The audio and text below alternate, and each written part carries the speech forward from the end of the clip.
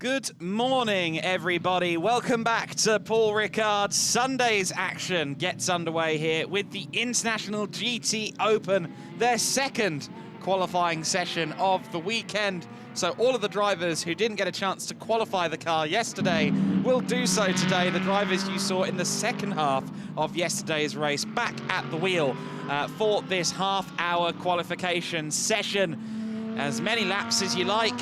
No restrictions on that front. Half an hour of just you and the track to get as good of a time as you possibly can. And we'll be very interested to see how the likes of yesterday's race winning car, the 72 Optimum Motorsport McLaren, that of course is now in the hands of Joe Osborne. Nick Moss had a really strong qualifying session yesterday to get himself up into the third, fourth row of the grid. Joe Osborne will be looking to try and get himself onto the very front row, I'm sure of that. We have a few strong drivers who are, of course, in the car for today's qualifying. Here's one of them, Yannick Mettler in the number 54 SPS Mercedes. SPS Automotive working along with Yannick and Dexter Muller in that number 54 Pro-Am entry. Here's the car that could well be one of the Am front runners, Charlie Hollings, in the number 77 Kessel Racing Ferrari this morning. Of course, sharing with Omar Jackson. A top contender this season in the Am class for sure. So it's quite early here on this Sunday morning here at Paul Ricard, but thankfully everyone is present and correct, and that includes my co-commentator for today, George Morgan. George, bright and early, we're here, and what a way to start the day. Here and raring and ready to go, Adam. I gotta say, I'm looking forward to this one. We witnessed certainly a tremendous race yesterday, I have to say, for race one, and what a start indeed for Joe Osborne and Nick Moss. And as you can see, running wide there, Rima Jafali heading around the next right, obviously taking the car for this one, this qualifying session here today. Of course, Adam Christodoulou did it yesterday, and he actually landed on pole. They started on pole position for yesterday's race one. But now here is Rima Jafali's turn. Let's see where she puts her car. Yeah, well, we saw Rima so competitive at Estoril. She was fighting very hard as well yesterday in the race. I think the safety car just before the pit window really hampered the chances for both herself and Adam Christodoulou. But I'm sure they'll have high hopes for today's race, and we'll see what Rima can do during the session. Joe Osborne heading out onto the circuit now. And the first couple of corners, the very chicane, the very S really. It's not really a chicane as such, quite high speed. You've got to be careful not to run it wide there on the exit of T2, because you can quite easily collect the sausage curves and the little markers they've got. We've seen a few drivers do that. Virage de la Hotel and then onto Virage Camp. We saw quite a controversial move for third place here on the last lap yesterday. A dive up the inside from Kevin Giardoni to the number 131 of David Fuminelli. Fuminelli sent into a spin. Giardoni penalised back down to fourth place, even though he ended up finishing third on the road. This is the long Mistral straight, broken up in this configuration, of course, by the chicane, one of the sharpest braking zones on the lap, one of the best overtaking opportunities on the lap. Really hustle the car through here at racing speed. They're not afraid of the curbs in the slightest. You have to take a fair bit of curb out of turn 9 as well. That sets you up for the rest of the Mistral Straight Senior and the corner we see now, which is Bousset. This is turn 11 of a 15 corner lap. Next up is the Virage de Bendur, which is turn 12. Deceptively tight on exit, quite easy to run out wide. Turn 13, a bit of a non-factor. Garlaban, Virage de la Tour is next. Turn 14, you see there the pit entry is just the outside of this corner these days. It used to be on the pit straight itself.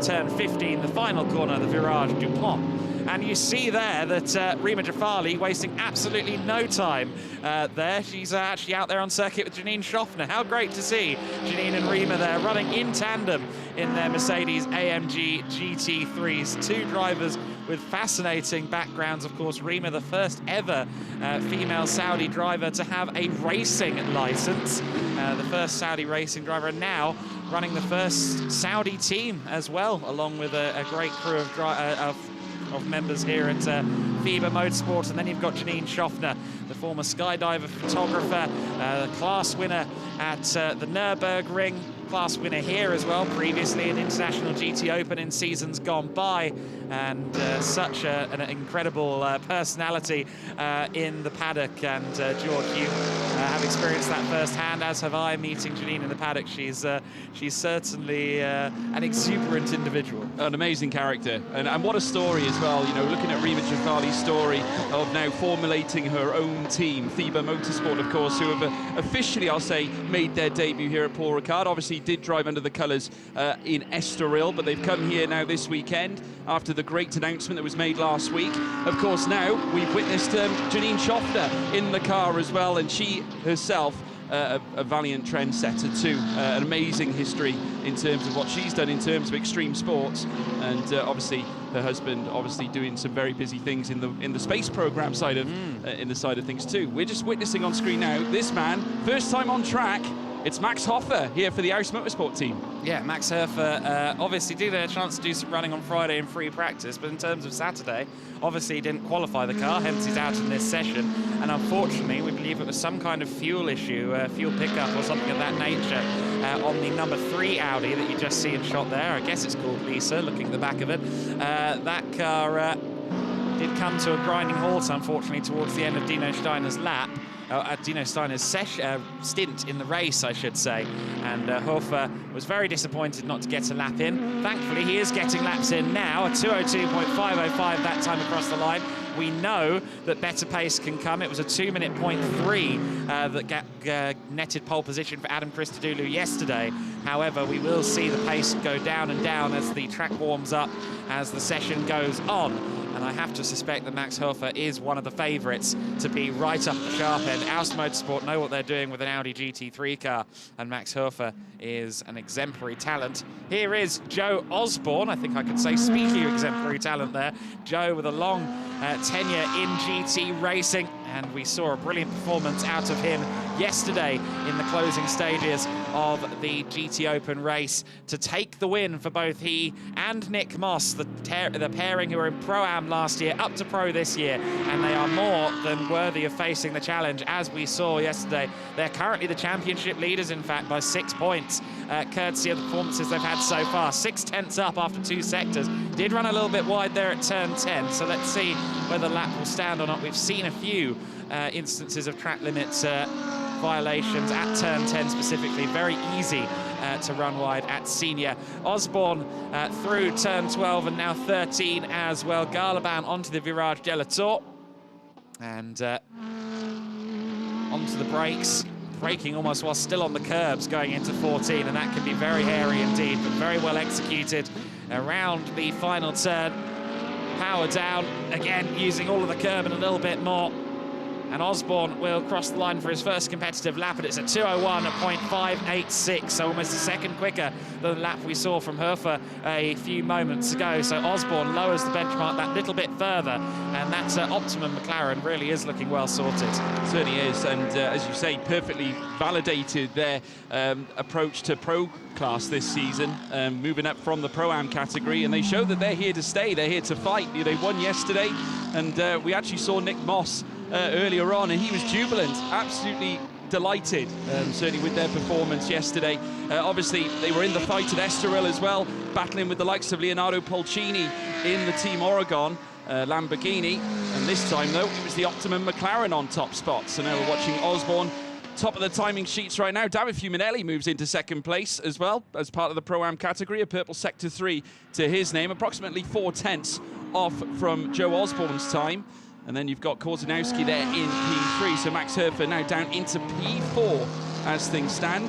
Joe Osborne staying out, looking to go for another run as he now makes his way down through towards the second half of the Mistral Straight. And he'll have turn 10 up next. And once again, he's showing some purple in Sector 2, so he is going quick. Let's see if he can whittle down yet more time. This time doesn't actually run wide around turn 10 into turn 11, looking very smooth indeed. Oh, just there. Yeah, a bit of a twitch, but certainly nothing I think to be overly concerned about. He's controlled the car magnificently there, heading around 12, 13, and now he's going to be whittling his way around the last few bends left on this track. Now through the next right. What can Osborne do? course, a very valiant contender. There's the Team Oregon Lamborghini as well, with Joe Osborne in hot pursuit. He'll have the next left, then the final corner at DuPont as he now rounds it now. Getting tight to that chicane. We'll take a little bit of the curb on exit, or say a lot of the curb on exit as he now makes his way past the paddock on the right-hand side. Joe Osborne, what's it going to be? As he comes up towards the line, it is going to be a 2:01.233. He does improve yet again, Adam. Very strong time then from Osborne. Best is the time Leonardo Polcini has gone second fastest as well, a 2:01.927 for Polcini, who came across the line just after Joe. Here is the Oregon Team Lamborghini of Leonardo Polcini. They will be keen to be towards the front of the grid today. He and Benji Hites started on the third row of the grid yesterday and ended up falling down the order a little bit further thereafter as well. It was certainly a hard-fought battle for them. The safety car that came out just before the pit window yesterday really cost Hites and Polcini dearly, and they'll be looking to have a better run of things, a better swing of things here today. Here is Osborne then, bouncing over the curbs, coming out of the first two corners, the Viry S's. Here is Polcini heading down the second half of the Mistral Straight with Joe Osborne in tow. Osborne purple once again. There's a 19 car actually that's behind Osborne, so Giardoni is behind Osborne. Polcini is in front of Osborne on the track at the moment, so in MotoGP terms, that would be a good tow for Joe, but you do have to worry about the dirty air a little bit more in GT3 cars than motorcycles. The 72 car around turn 12 then. Let's see what kind of lap this is. Currently 2/10 purple out of the second split, and we know the car is strong in the final sector from what we saw out of him on the previous lap. Let's see if he could maybe, just maybe, get below that 2:01 into the 2-minute barrier. He'd be delighted if he could be the first driver to do so. Polcini also coming across the line, likely to improve his lap. Let's see what kind of time it turns out to be for Polcini, a 2:01.7. Joe Osborne with a 2:01.127. So he does not get below the 2-minute barrier, but he does further shrink his lap time. Yeah, very well done by Joe Osborne yet again, showing that improved pace time and again as those tyres warm up. The grip obviously improves. Obviously very, very warm at France. Not quite as warm, I don't think, as yesterday when we came here this morning. Well, yesterday morning. And there's the car 133, David Fuminelli, of course, who lit up the timing screens at Estoril. And we got a lot of excitement watching him towards the closing stages of that qualifying affair. He's just in behind Janine Schofner there, but of course very keen to break through, just so he can have a nice clean run and make sure he keeps the air nice and clean so he can now move in towards turn 1, get some good access. If he'll tip the track nice and wide, and hook the car around this next left-hander, taking the curbage on entrance and exit. So he'll now take turn 3, 4 and 5. This is a very tricky part of the track. Obviously, we've seen quite a few moves being made down this segment. And we witnessed, obviously, that moment, as you alluded to earlier on, out of between Fuminelli and Gilardoni towards the end of the race yesterday. And we have got an update that David Fuminelli's lap time of a 2:01.999 deleted again because of track limits at turn 10. It seems to catch a lot of the drivers off guard, I think, heading around that one, of course. It's very easy. We've seen cars going slightly twitchy, I think, heading through that sector, and they almost have to let the car go out wide at that point. Yeah, as we said yesterday, it's one of those corners that really tempts you to go for apex speed that may not actually be realistic, let's say. Fuminelli closing in on the sister Kessel Racing entry. That's Stephen Earle that we just got a brief look at before we cut away there. Stephen Earle, great to have him back with us after the major shunt that he suffered in Estoril, part of a 4-car pileup that caused a red flag on the very first lap of the season here.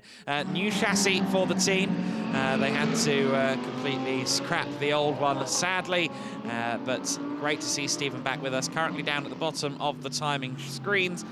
But we'll see if he can make improvements as the session goes on. Here's Carol Bash then. Look at those times. He was only 1/100 of a second back from Joe Osborne's fastest lap as of the second sector. What's he done with the final sector? The Audi should be strong through that final sector, and it was a 2-minute .974 to take the pole, provisionally at least, of course. 2 minutes .974. He's the first driver to go under the 201 barrier in this session. I remind you that yesterday's pole position time was a 2-minute .3 from Chris Didulu, so there's still 6/10 out there at least theoretically for the drivers here today, but we'll wait and see whether anyone can best that time from Karel Bash, who once again showing his stripes here in the 777 Olymp Racing Audi.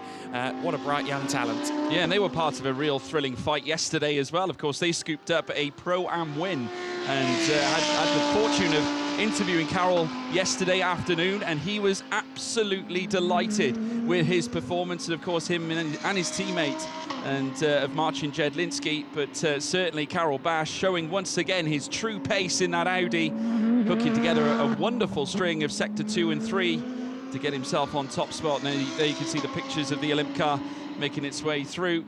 But incredible. There's Yannick Mettler coming in towards turn 1. He himself will be looking for a good run today as well. Obviously, we know their pace, and they've been up there fighting as well on the odd occasion. I don't think we've quite seen the best of them yet, Adam, because I think Yannick, he's a stiff performer. He knows exactly what he's doing, an experienced driver as well. We firmly expect him to be competing at the top as well, as Karel Bash now goes purple yet again in Sector 2. He's finding yet more time, and as Adam alluded to, we've got at least 6/10 to find on the times, because of course Joe Osborne and his teammates, of course, Nick Moss, were getting closer and closer to it. We know that those times do exist. Karel Bash now making his way around the next left-hander. Now he's stringing together some really good delta here. Now around the final corner at DuPont. What's he going to get? Heading across the start-finish line. You can see the paddock on the right-hand side. He'll go under the start-finish lights now. Here comes Karel Bash. What's it going to be? Are we going to break that barrier? It's a 201.099, not quite, unfortunately. No, so lost a little bit of time there in the final sector, did Karel Bash. And in his second season in cars, bear in mind, he went straight from karting to the world of the Lamborghini Super Trofeo. So he went from karting to 5.2-litre V10 rocket ships. Second season in the class, he managed to become the pro champion in Super Trofeo Europe. He scored 2 Pro-Am podiums here in GTOpen last year.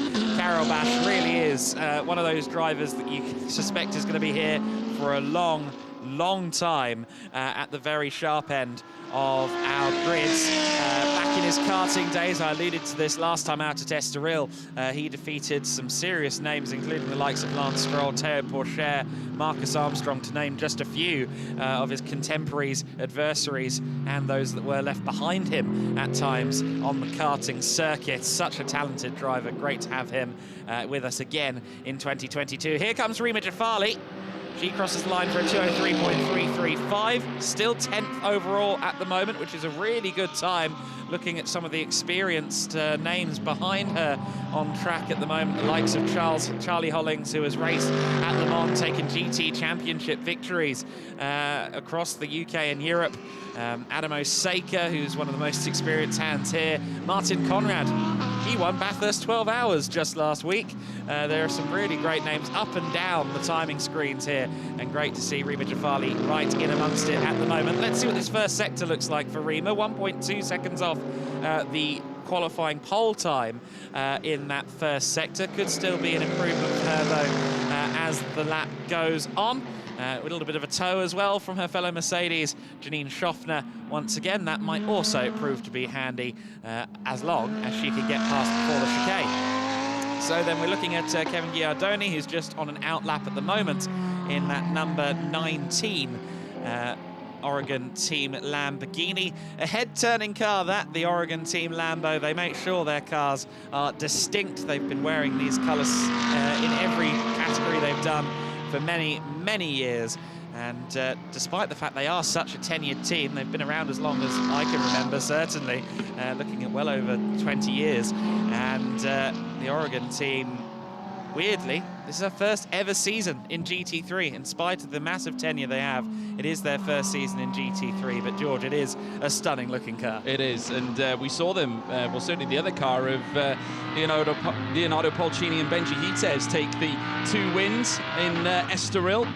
And Kevin Gillardoni, who's being joined by Glenn Van Berlo this season. Glenn Van Berlo, as I said yesterday, made it perfectly clear that they were looking to try and take the plaudits this time here at Paul Ricard. As now we're watching Gillardoni make his way down towards the start-finish line, commence no doubt his hot lap run, and he'll head down towards turn 1 now. Of course, this quite a long run down off the start-finish line, and he will brake at the 100-meter board, then sending the car into the apex of turn 1. Lovely access there, just rubs over the curb slightly, and will then make his way out of turn 2 down through towards turn 3. And there you can see once again the marker boards on the left-hand side. If you take a look at those, you can see once again braking at the 100, taking that curb head-on, that apex head-on certainly, and lovely rounding the next right now out of turn 5 at Ducamp, as he now rounds the next right again, this time at Saint-Barn corner, now leading in towards the next left. This is where the Mistral straight will send you up towards the chicane,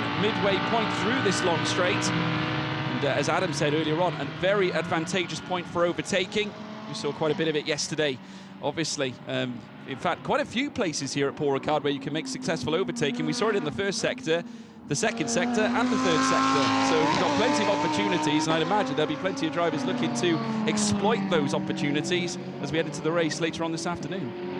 Oh, absolutely. We saw a lot of that yesterday. I'm sure we'll see more of it today. Ghiardoni on his first flying lap back out from the pit lane. Not looking particularly special on the splits at the moment. His best time, a 2:02.068. He'd have to absolutely nail the final sector to match that at the moment. But, of course, the tyres still coming up to temp. Circuit's still coming up to temp a bit as well as the morning wears on. We had some cloud cover in the very early morning here at Paul Ricard, so we haven't had the sunshine beating down on the circuit for quite as long, and you saw that he was abandoning the lap as we cut away. We said that Max Hofer was going to be strong, and look at that first sector. He was a 10th up, and you saw how much he was fighting the car into the chicane on that close-up shot as well. You saw him really wrestling the wheel. Let's see what this second sector split looks like. It's still a personal best, but he's down by just a few hundredths of the first sector, or the second sector of Karel Bash. And Fuminelli also going quickly, but we focus on Hofer for now. You see Fuminelli's time down at the bottom of the screen also. Let's keep an eye on the Audi, because Hofer is on a very good lap here, and as we've established already, the Audi is strong through this final sector. Just the 2 proper corners left to go in the form of the Virage de la Tour and the Virage du Pont. Here we go, 14 into turn 15. He'll square this up as much as possible. In fact, no, he goes for a slightly shallower line than some of the other drivers. Nonetheless, out onto the main straight he goes. And the number 3 Audi Aus Motorsport, do they go top? No, they still stay third, 2:01.285. Let's see if we can find Fuminelli, because he's on a mission. Here he is, out of turn 12 now. Fuminelli just 3 corners between himself and the finish of this lap, and he's already the better part of half a second up on the time of Karel Bash. We said we're expecting low 2 minutes potentially out of the very fastest drivers, and well, here's one of them. David Fuminelli comes around the final corner now. Should be, there you go, see a much wider berth out on the entry into the final corner. Straightens out the turn nicely, comes across the line. What kind of time is it going to be? It's a 2:03.39. What a lap from David Fuminelli. The 0.6 of a second up on the rest of the pack in one fell swoop. He will be delighted with that. So will Murat Hadaroglu, his co-driver, and Fuminelli in a familiar place, provisional pole. Yeah, we saw a similar time as you alluded to yesterday, and that's arguably, you know, based on yesterday's information, that should be top spot again, but we'll have to keep our eyes peeled. We could yet see something else. Fuminelli lighting things up again on the closing stages of qualifying, very much like we saw at Estoril. He's the man that you want when it comes to clutch finales, I think. He certainly seems to like it, but making his way around the next left, he might consider going again. Who knows? As we're now watching an instant replay here of him tackling this Paul Ricard circuit. Kessel Racing now on top spot. And no doubt Murat Çuralaroglu will be delighted with what he is seeing from his teammate David Fuminelli. Certainly not pulling any punches. That Ferrari is lean and mean here at Paul Ricard. It was a relatively strong first sector. We'll see what his second split looks like when he comes across the line this time. To your point regarding that potentially being enough for pole, of course, the thing that we do have to bear in mind is that the data from yesterday is only worth so much because we've got 20 completely different drivers. Well, 18 completely different drivers because Pascal Bachmann and Giuseppe Cipriani are both out there again today as solos. But by and large, we've got a completely different cast of characters at the front of the pack, and that means that things could be quite different. Joe Osborne currently third on the timing screens, but is on a personal best second sector. Let's see how it looks through the final sector. It was a purple sector 2, so the fastest sector 2 we've seen out of anybody. Osborne coming across the line now under the start-finish gantry. He goes, and it's a 2-minute .331. I wasn't expecting him to go top, but he's only gone and done it. What an amazing final sector from Joe Osborne. Well, I was thinking second and best, but here comes Joe. He doesn't think second best. Provisional pole for him by 8 thousandths of a second. That was absolutely superb. We didn't expect it, but he managed to crunch out near enough 2.5 tenths in that final sector. So incredible work there from Joe Osborne. There's obviously something else there, as he's alluded to. David Fuminelli was looking to go quicker as well, but we've still got Carol Bash that we're waiting on as well. Max Herfer, he might choose to do a final run as well. We're now into squeaky bum time of qualifying, folks. 4 minutes remain here at this point of the session, and Osborne is flying again. Purple in sector 1. He is not finished at this point. Joe Osborne looking to try and land something extra special here with just under 4 minutes remaining. He comes into the Mistral chicane, the midpoint of that long straight in the McLaren, and will send it up towards turn 10, which of course he'll need to try and steady the ship around this point. This is where things can get a little touchy. We've seen it a few times. He goes purple again, still in, well, not purple this time. He's lost a little bit of time, but still it's up on his previous time. So he's looking very, very quick at this moment. Heads through the next right-hander now at turn 11. Still got turn 12 as well. Still to come, as well as 13, 14 and 15. Can he hook this one up? Joe Osborne. Yellow flags, yes, there's a spin. Rima Jafali having a spin. I thought I heard a car spinning in our audio, and there we saw it. It was Rima Jafali facing the wrong way, and unfortunately, Osborne, I think if he were to still purple this sector, it'd probably be deleted anyway. As a rule, you can't improve in a final sector, and when there's a yellow flag, but we saw there, Rima Jafali spinning. Good to see that she's back onto the circuit, but that's going to be really disappointing for Osborne, who was on a money lap.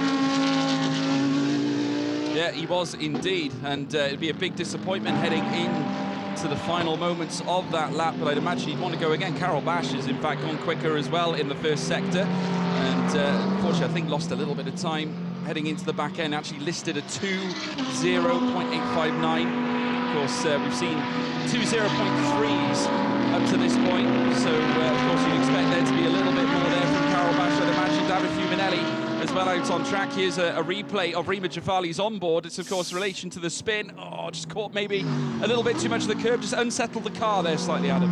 Yeah, quite easy to do. These are very abrasive curbs around the Paul Ricard circuit. Got the car started again fairly promptly, and no harm, no foul, although I'm sure those Michelins have seen better days now with that nice skid across the surface. Yannick Mettler still 7th at the moment in the Pro-Am SPS Mercedes, 2:01.575 his time. If he can improve by a couple of tenths, he'll get himself up onto the first 2 rows of the grid, but we want to focus on the car behind him, Carol Bash. He may end up being hampered here by Mettler. There's no reason on earth that Mettler needs to get out of the way. He's every bit as quick as Carol Bash, but Bash is going to be thinking, oh, the dirty air. He's had a brilliant tow down the Mistral straight, so we'll see what kind of time he's got in the second sector split. He was a quarter of a second up in sector 1 alone, but he's lost time there in sector 2. He's 300ths of a second off the best time from Joe Osborne already. Whether or not that was a hampering from the Mercedes or not, we can only speculate, but he's still got the pedal to the metal, to quote George Morgan.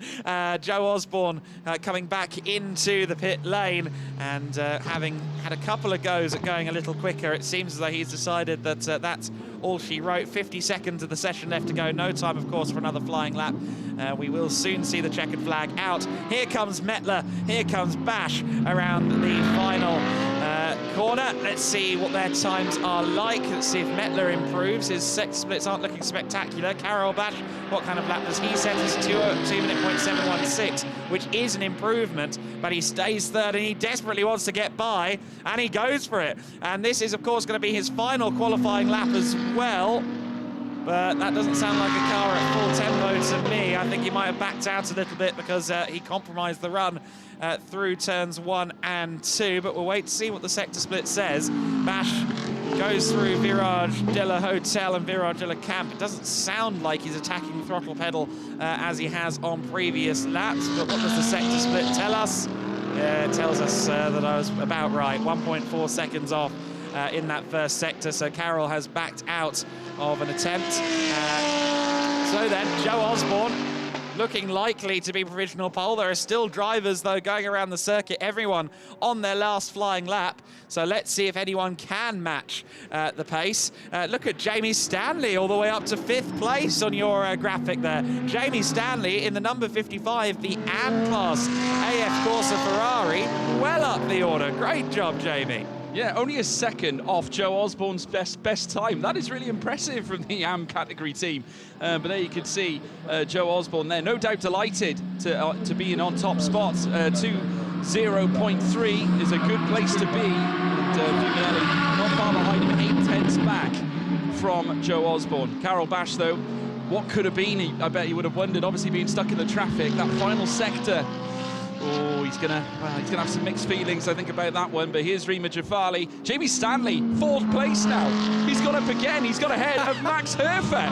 He is on a mad one today here, Adam. Jamie Stanley, he really is a huge, prominent figure in Ferrari racing in the UK. Not at all surprised that he's able to pull this kind of performance out of the hat. Race wins last year in Brit Car in a Lamborghini, GTC Championship winner in the GT Cup UK Championship. He's got some serious credentials behind him, and there you see some proof positive of that to go 4th fastest. Not many drivers left to cross the line. Among them, though, is Alain Valente, who is on 2 personal best sectors at the moment. The 33 car will be coming across the line shortly. Whether or not we'll get to pick that up, I'm not sure, but we'll tell you if it's an improvement. Actually, no. Lost all of his time there in the final sector by the looks of it, and Valente does not improve. So then, this looks fairly definitive. Everyone across the line, and it's Joe Osborne at the top of the timing sheet. 0.008 of a second between Joe Osborne. There he is, Osborne, with the fastest lap of all. Massive congratulations to him.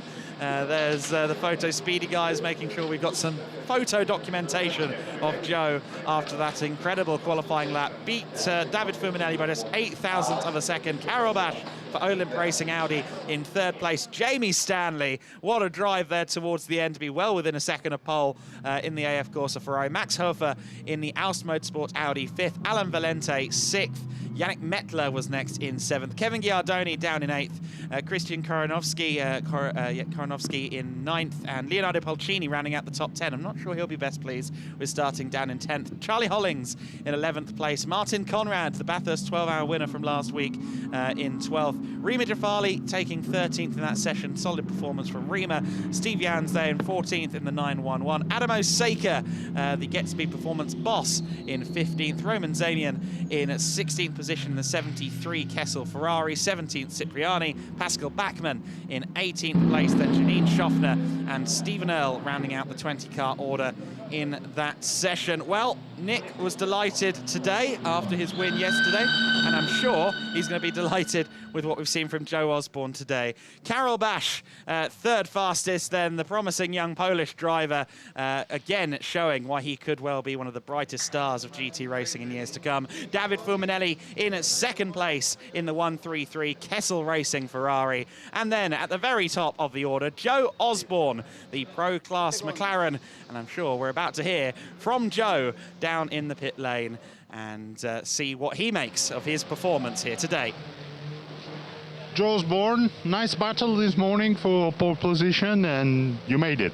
Yeah, exactly. Again, you used the right word, battle, I think, with Fuminelli and Bash. It was very close. I think Bash was unlucky, to be fair. I think he got traffic on his second lap, so he would have been very tight as well. So I think it bodes well for an exciting race start, that's for sure. Yeah, very, very tight, as you said, and that promises for a good race later today. Yeah, exactly. And luckily we saw yesterday we have a good race car as well. So I'm quietly confident the Optimum guys have got the car in the window, and the McLaren seems to be working pretty well around here. So smiles all round. Some handicap this afternoon. Yeah, we have maximum handicap, so 20 seconds in the pit stop. So it makes it a little bit harder for Nick Moss, but he's here for a hard job, not a fun time. So that's his problem, not mine. Well done. Thank you. Love the camaraderie between Joe and Nick. That concludes this broadcast, though. We'll be back with the GTOpen race just after 2 o'clock local time, so make sure you join us to see what happens in race 2.